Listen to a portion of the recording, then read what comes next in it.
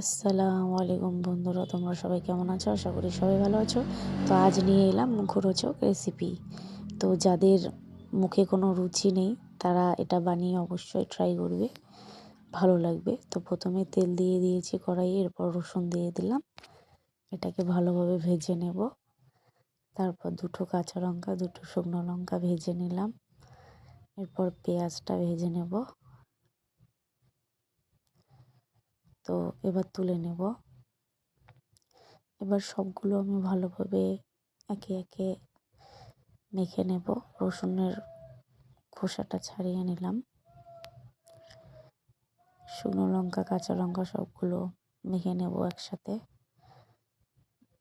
তো এভাবে নিত্য নতুন ভিডিও দেখার জন্য আমার পেজটি ফলো করে রাখবে বন্ধুরা অবশ্যই।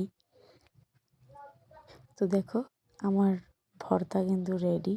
রসুন পেঁয়াজ দিয়ে মুখরোচক ভর্তা রেডি হয়ে গেছে।